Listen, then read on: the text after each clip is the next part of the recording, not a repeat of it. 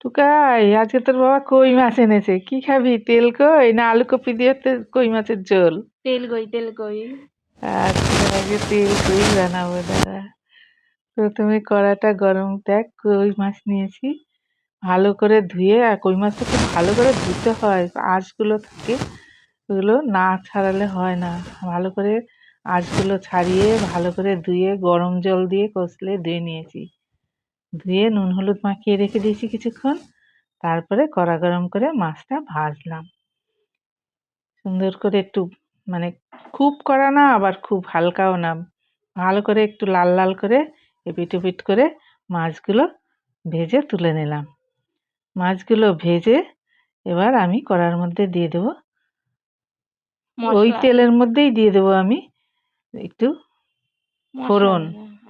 জিরা, আচ্ছা, এই কালো জিরা ফোড়ন দেবো। কইতে কইতে হুম, তো তোমার ছাতার মাথা ইয়ে থাকে না, কাটা একগাদা। কাটা একটু থাকে কিন্তু খেতে কিন্তু হেভি টেস্ট লাগে। হ্যাঁ, আর কাঁটাটা গলায় বাঁধলে। কাঁটা ফুটবে না, একটু যত্ন করে খেতে হবে তোমাকে। কিন্তু মাছটা তেল কই করতে গেলে একটু কিন্তু তেল একটু বেশি দিতে হয়, কম তেলে হয় না। তাই তেলের মধ্যে ওই মাছ ভেজে নিয়ে ওর মধ্যে জিরা, শুকনো লঙ্কা ফোড়ন দিলাম, দিয়ে ওর মধ্যে একটু আদা বাটা দিয়ে দিলাম, দিয়ে আদাটা বেশ ভাজা ভাজা হয়ে গেল। এরপর আমি দিয়ে দিলাম একটু জল, কারণ তেলটা পুড়ে যাচ্ছে, তেল পুড়ে গেলে আবার ভালো লাগবে না। এরপর আমি দিয়ে দিলাম নুন, একটু হলুদ, আর একটু মশলা দিয়ে দেবো, একটু জিরার গুঁড়ো, হালকা করে জিরার গুঁড়ো দিয়ে এবার ভালো করে দিয়ে একটু লাল লঙ্কার গুঁড়ো, মানে কাশ্মীরি লঙ্কার গুঁড়ো দিয়েছি, কারণ আমাদের ঝাল কম খায় সবাই। কাশ্মীরি লঙ্কার গুঁড়োটা দিলে একটু কালারটা খুব সুন্দর আসে।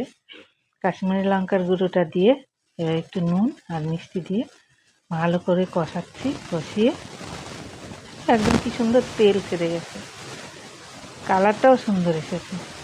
এবার ওই তেলের মধ্যে আমি 4টে কাঁচা লঙ্কা চিড়ে দিয়ে দিলাম, আর একটু জিরার গুঁড়ো দিয়ে একটু মিশিয়ে দিয়ে দিলাম, দিয়ে সুন্দর কষানো হয়ে গেছে, তেল ছেড়ে গেছে।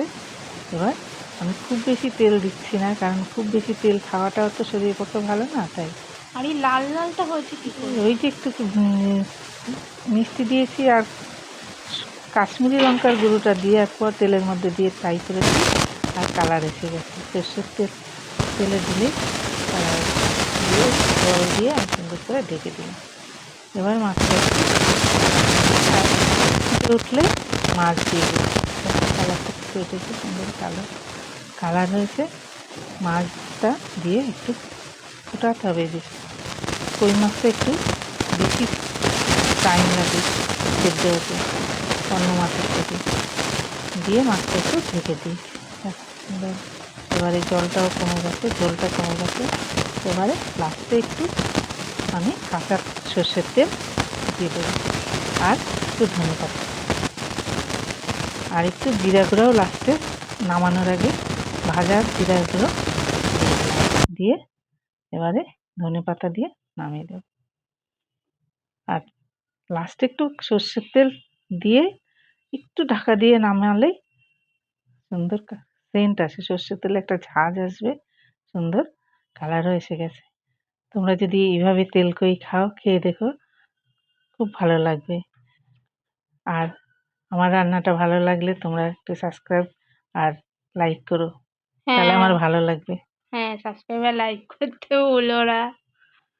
আর হয়ে গেছে না? তেল দিয়ে, কাঁচা তেল দিয়ে আমি একটু ঢাকা দিয়ে দিলাম, কাঁচা তেলের গন্ধটাও চলে গেল, কিন্তু সর্ষের তেলে একটা ঝাঁঝ এসে গেল, সুন্দর তেলটাও সুন্দর হয়ে গেছে, দেখো কালার। হ্যাঁ, এটা হেব্বি খেতে হয়েছিল। বন্ধুরা, তোমরা এটা ট্রাই করে দেখতে পারো, সত্যিই ভালো খেতে হয়েছে।